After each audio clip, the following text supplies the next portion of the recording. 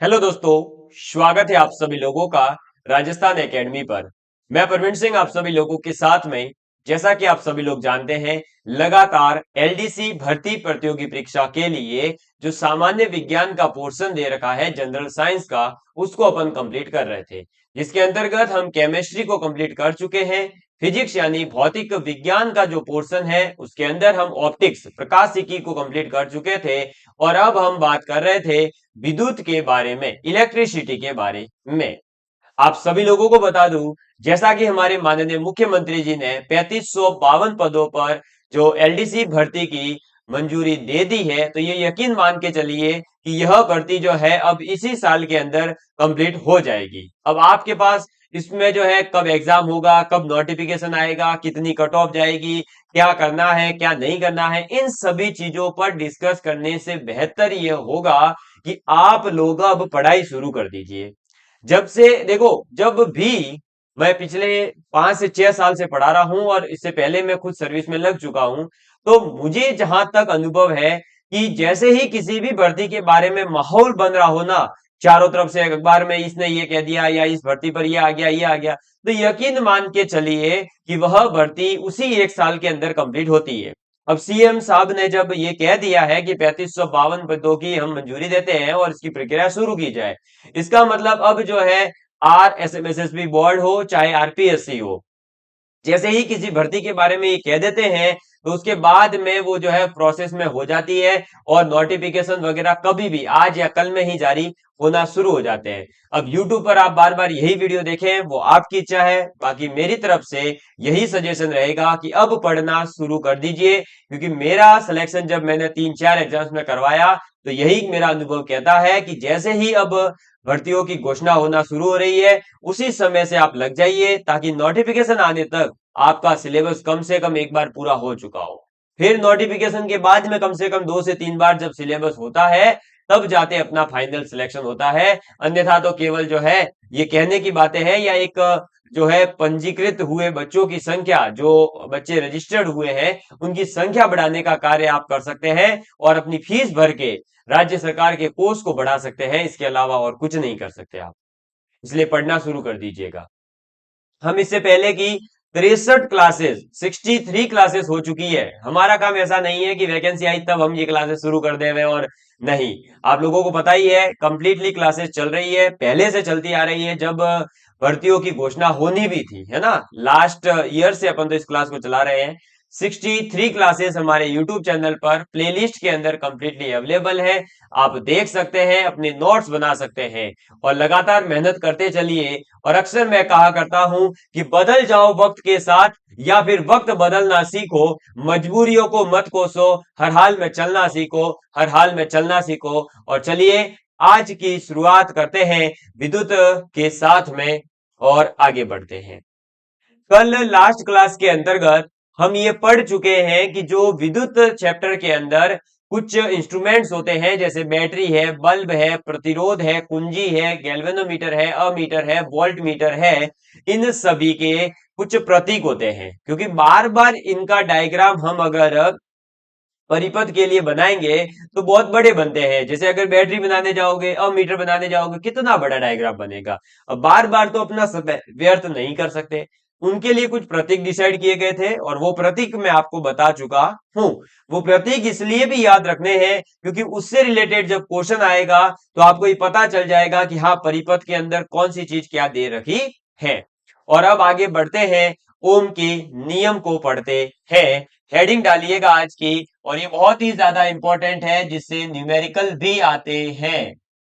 ओम का नियम,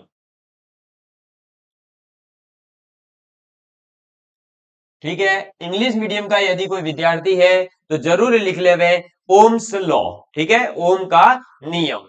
अब देखिए ओम्स लॉ क्या कहता है। ओम्स लॉ कहता है कि जर्मनी के एक वैज्ञानिक है।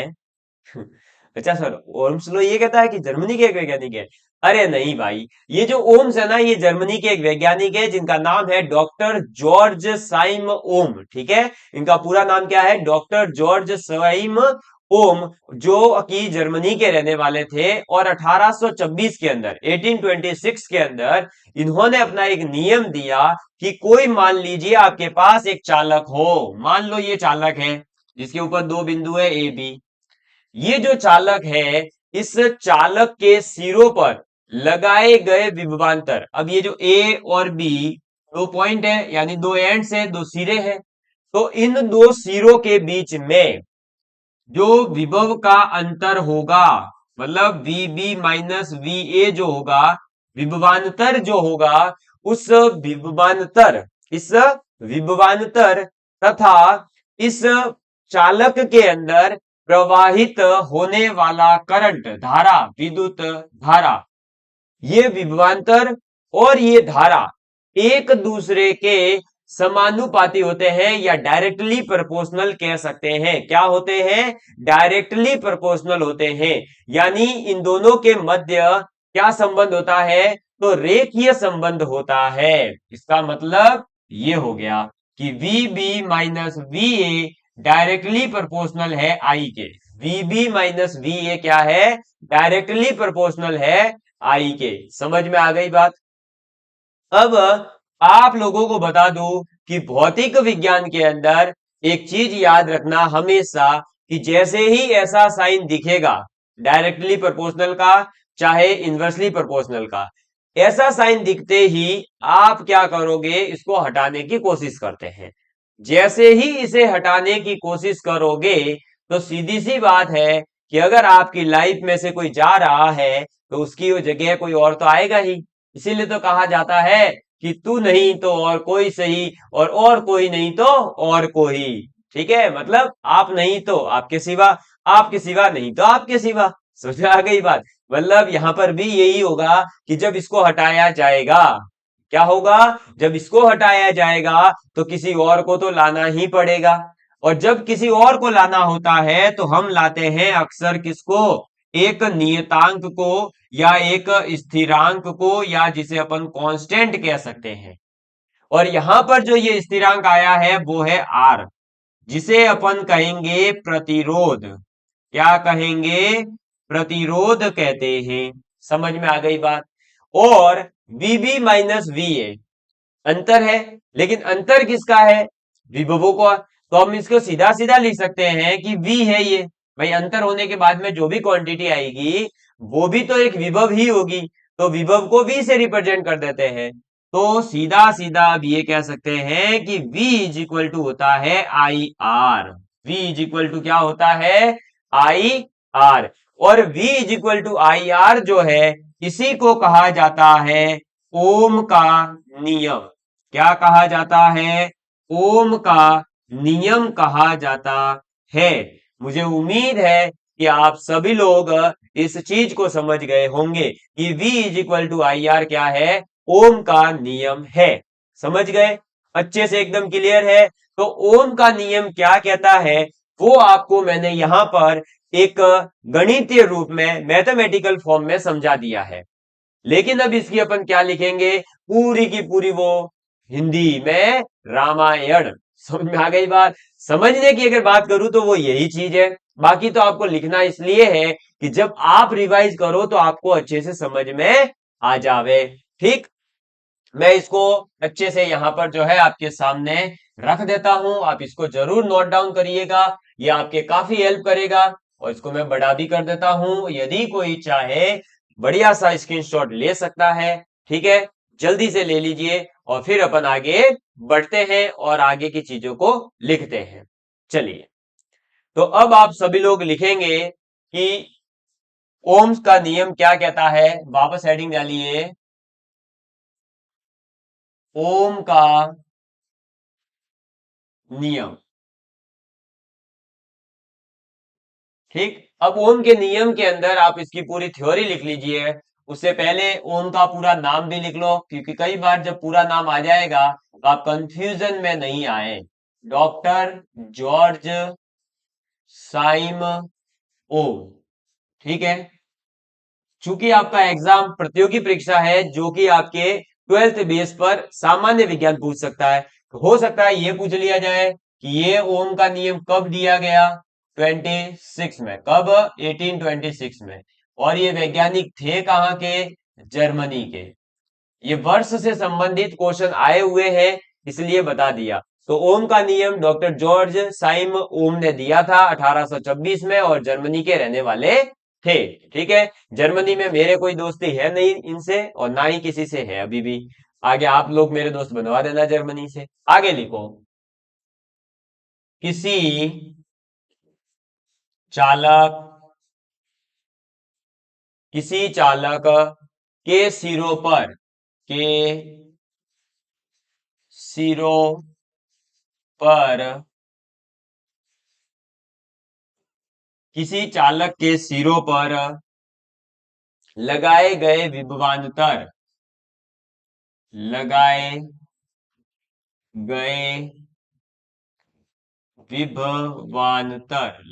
गए विभवांतर तथा तथा उसमें प्रवाहित विद्युत धारा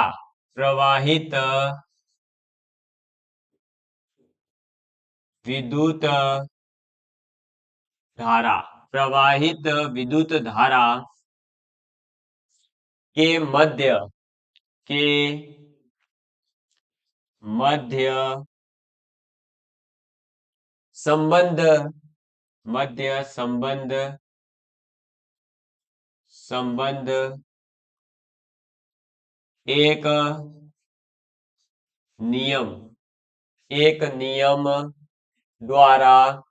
नियम द्वारा व्यक्त किया। एक नियम के द्वारा क्या किया? व्यक्त किया, जिसे ओम का नियम कहते हैं। क्या कहते हैं? ओम का नियम कहते हैं। समझ में आ गई बात? अब ओम का नियम तो कहते हैं, लेकिन ये नियम क्या कहता है? तो ये नियम यह कहता है कि डायरेक्टली प्रोपोर्शनल होते हैं। लिख लो जो समझा दिया है पीछे। यदि किसी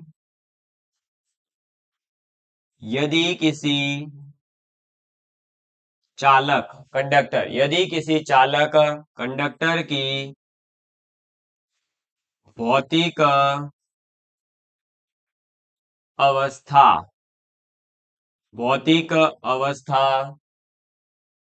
जैसे भौतिक अवस्थाएं जैसे आप कह सकते हैं आपका ताप, दाब, लंबाई। भौतिक अवस्था का मतलब तो आप समझते ही है ना भाई, फिजिकल सिचुएशंस। तो ताप है, दाब है, ठीक है, ताप, दाब, लंबाई है, क्षेत्रफल है,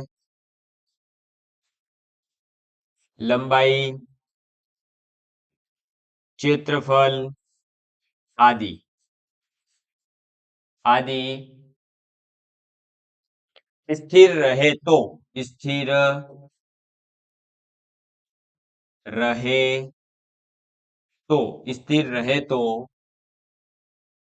रहे तो उसके सिरों पर उसके सिरों पर उसके सिरों पर या सिरों के मध्य लिख लो एक बार, है ना? क्योंकि देखो थ्योरी लिखवानी है तो थोड़ा व्यवस्थित रहेगी, तो आपको याद अच्छे से हो जाएगा। उसके सिरों के मध्य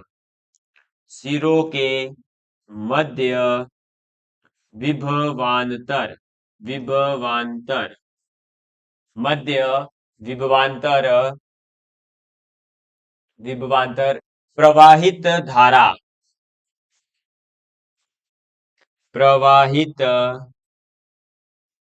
धारा के समानुपाती होता है। के समानुपाती होता है। ठीक है, यही सब चीजें आपको समझाई थी मैंने पीछे भी, कि भाई आपका नियम क्या कहता है। तो ये नियम यही कह रहा है कि किसी भी चालक की अगर भौतिक अवस्था जैसे ताप है, दाब है, लंबाई है, क्षेत्रफल है, ये सब अगर स्थिर रहे तो उसके सिरों के मध्य जो विभवांतर होगा वो उसमें प्रवाहित धारा के समानुपाती होता है, और वो चीज आपको पीछे लिखवा दी है। ये रही पूरी, समझा दी एकदम अच्छे से और लिखवा भी दी है। इसको आप लिख लीजिएगा, पहले भी बता दिया था, वापस लिख लो। और ये पूरा का पूरा आपको थियोरेटिकल पोर्शन है इसका, जो आपको याद करना है और आपके कॉपी में नोट डाउन करना है। ठीक है, चलो अब इसके अंदर आगे लिखेंगे क्या सर, बताइए। तो अब इसका जो है एक ग्राफ अपने काम का है, जिस पर बेस्ड क्वेश्चन आता है अक्सर। ग्राफ ये कहता है, डरना नहीं है। एक तो क्या है, जैसे साइंस के अंदर कोई ग्राफ आ गया, डायग्राम आ गया, हम डर जाते हैं। अरे भाई डरना नहीं है, साइंस भी तो इंसानों ने ही पढ़ी है, इंसानों ने ही बनाई है ना। जैसे हिस्ट्री पढ़ते हो, ज्योग्राफी पढ़ते हो, पॉलिटी इकोनॉमिक्स पढ़ते हो, वैसे भैया साइंस भी पढ़ो, मजा आता है जीवन में। अब देखिए ये है ग्राफ, ठीक है। इस ग्राफ के अंदर दो चीजों को लेना है। एक लेना है विभव, जिसे अपन विभवांतर कह रहे हैं ना, वही विभव, ठीक है। ये ले लिया विभवांतर, और इस पर ले लो आपके धारा। धारा को अपन आई से रिप्रेजेंट करते हैं, ठीक है। ये इस तरफ धारा है, इस तरफ आपका विभव है। क्लियर। अब धारा और विभव में संबंध क्या है, समानुपाती है। समानुपाती का मतलब होता है, इंग्लिश में कहते हैं डायरेक्टली प्रोपोर्शनल, और उसका मतलब होता है कि अगर विभव बढ़ रहा है तो क्या होगा, आपका करंट भी बढ़ेगा। विभव बढ़ रहा है तो करंट भी बढ़ेगा, विभव आपका घट रहा है तो करंट भी घटेगा। समझ में आ गई बात, ये कहता है ये। अब सीधी सी बात है कि जब विभव बढ़ेगा तो करंट बढ़ेगा, यानी कि ये ऐसे बढ़ता हुआ चलेगा। अब सीधी सी बात है, देखो विभव बढ़ रहा है ऐसे ऐसे ऐसे ऐसे ऊपर, तो धारा भी ऐसे ऐसे ऐसे ऊपर बढ़ रही है। समझ में आ गई बात। तो यही आपका जो है ग्राफ पूछा जाता है कि निम्नलिखित में से कौन सा ग्राफ ओम के नियम को प्रदर्शित करता है। तो आपके सामने मैंने जो है बता दिया है। क्लियर, समझ में आ गई बात अच्छे से एकदम। अब मुझे उम्मीद है कि आप इसको जो है समझ गए होंगे। और ये आपका ऐसा ग्राफ तभी बनता है जब रेखीय संबंध होते हैं। क्या होते हैं, रेखीय संबंध होता है। तो इनके बीच में ये क्या है, रेखीय संबंध है। तो आप लिख सकते हैं इसी पर, रेखीय संबंध। अरे भाई देखो ना, डायरेक्टली बढ़ रहे हैं, दोनों ही लीनियर है एक दूसरे के, ठीक है। तो इसको अपन क्या कहते हैं, रेखीय संबंध भी कह सकते हैं। इसके बाद में यहां पर जो अपन ने एक सूत्र लिखा है, V is equal to I R. तो V तो हो गया विभव, जिसका अपन मापन करेंगे वोल्ट के अंदर। इसका ऐसा ही मात्रा क्या होता है, वोल्ट होता है। और ये क्या है, I धारा, धारा का होता है एम्पियर। क्या होता है, एम्पियर, ठीक है। और ये जो आपका आर है ये होता है प्रतिरोध, और प्रतिरोध का जो मात्रक है वो होता है ओम। क्लियर। और ओम का ये है साइन, ये ध्यान रखना। तो ये भी आपको ध्यान रखना है कि प्रतिरोध का मात्रक क्या है, ओम। ओम को कैसे रिप्रेजेंट करेंगे। इसी के साथ में आपका ओम का नियम यहां पर होता है समाप्त। एक बार ओम के नियम को पुनः सुन लीजिए, पुनः समझ लीजिए, क्योंकि बहुत ज्यादा इंपॉर्टेंट है। और फिर इस पर बेस्ड अपन क्या करेंगे, क्वेश्चन करेंगे। ठीक है, देखिए सबसे पहले ओम का नियम क्या कहता है, तो एक चालक है जिसके दो सिरे हैं, ए और बी। इन सिरों का जो विभवांतर है वो विभवांतर सीधे सीधे प्रोपोर्शनल होता है किसके, आई के।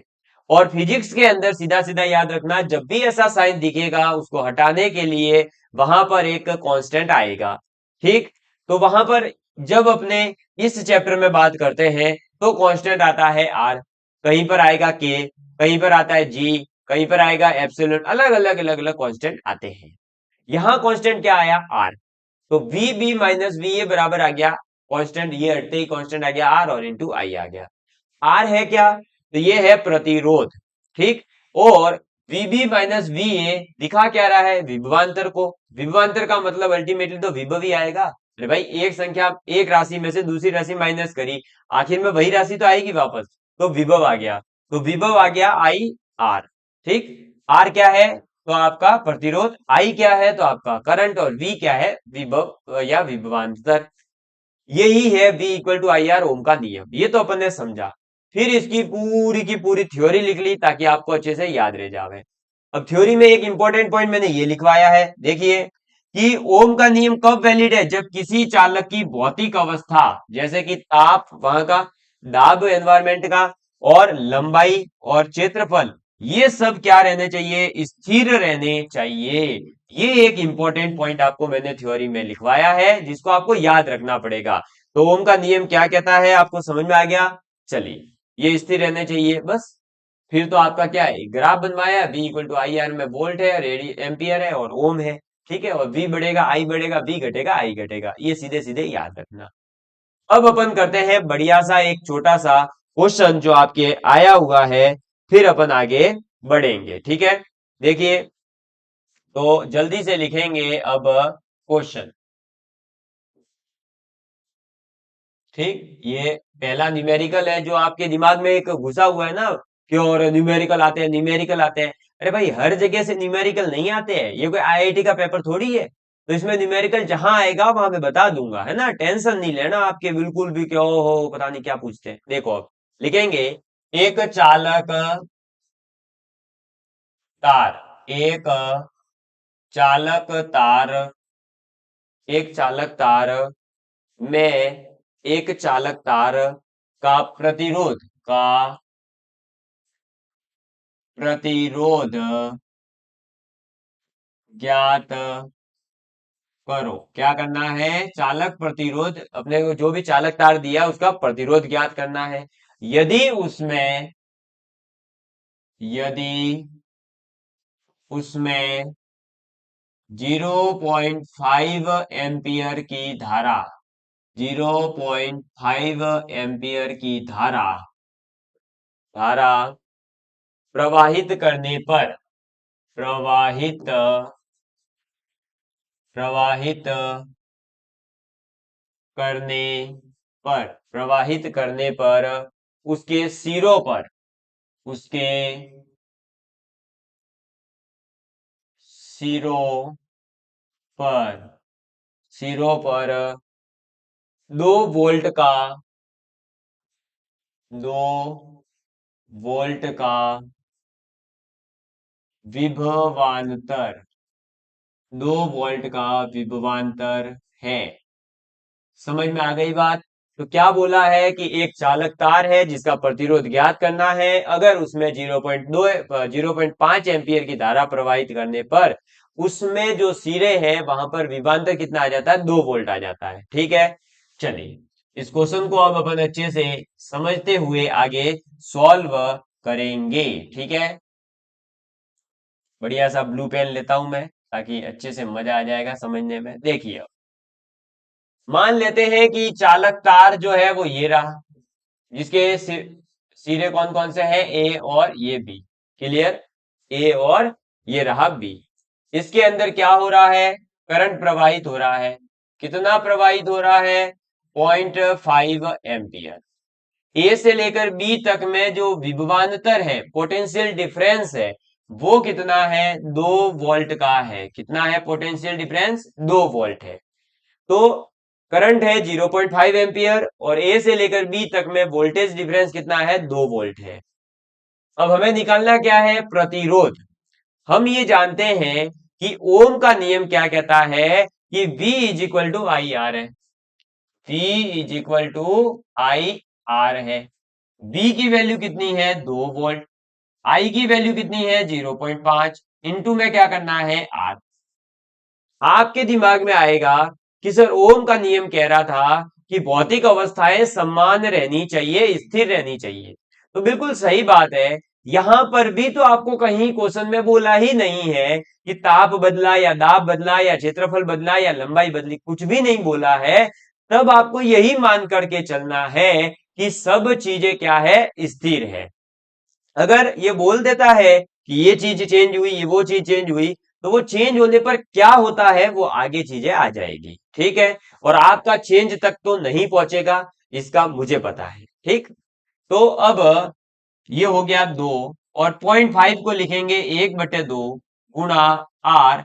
ये 2 इधर चला जाएगा तो आर बराबर हो जाएगा 4। और मात्रक आपको पता ही है ओम से इसका पीछे यूनिट लग जाएगी, है ना। मात्रक क्या है, ओम, तो ओम लग जाएगा।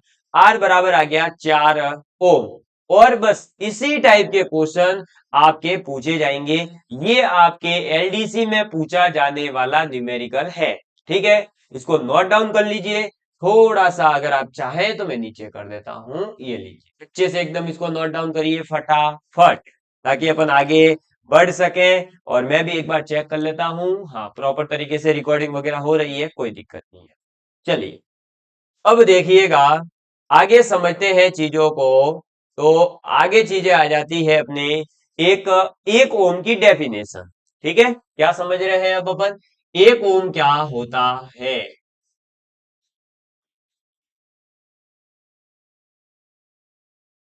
एक ओम की बात करते हैं।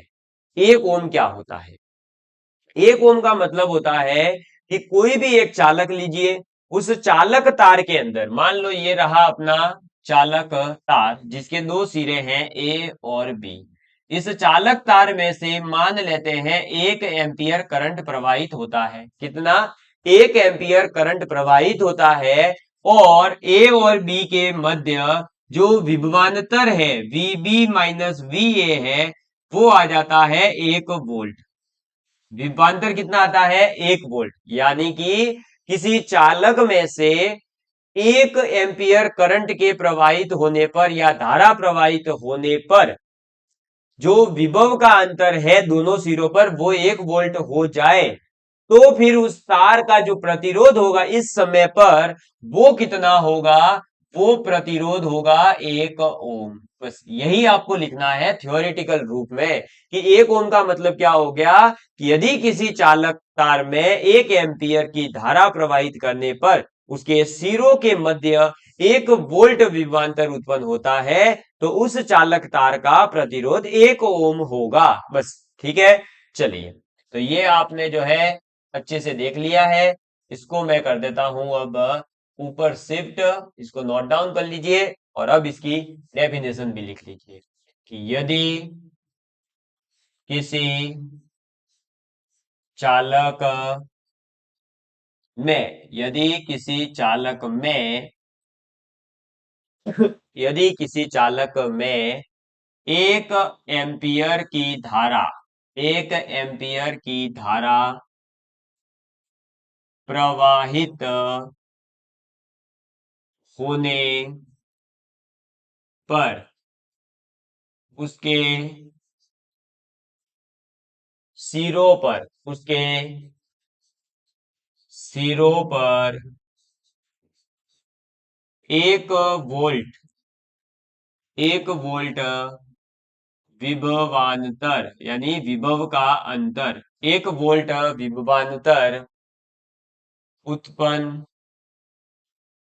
होता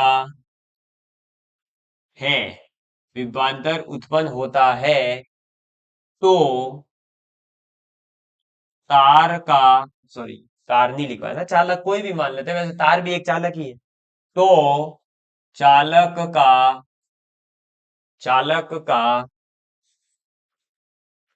प्रतिरोध चालक का प्रतिरोध 1 ओम होगा। समझ में आ गई होगी चीजें। मुझे उम्मीद है कि आप इस चीज को समझ गए होंगे कि 1 ओम का मतलब क्या होगा। मैं इसको नीचे कर देता हूं, अब अच्छे से इसको नोट डाउन कर लीजिए और इसका स्क्रीनशॉट लेना बिल्कुल मत भूलिएगा, है ना। चलिए, तो आज के लिए अपन इतना ही रखेंगे। मुझे उम्मीद है कि आप लोग जो है अब ओम के नियम से रिलेटेड अगर किसी भी प्रकार का, देखो ओम के नियम में V is equal to I R से रिलेटेड क्वेश्चन ही आएगा।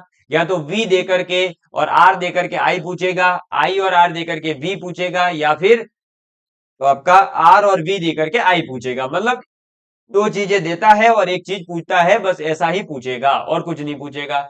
और या फिर थ्योरेटिकल क्वेश्चन आ सकता है, या तो ग्राफ वाला क्वेश्चन आएगा, या फिर उसकी स्थिर अवस्थाएं जो है वो सब स्थिर रहनी चाहिए नहीं रहनी चाहिए, इस प्रकार का एक आधा क्वेश्चन आ सकता है।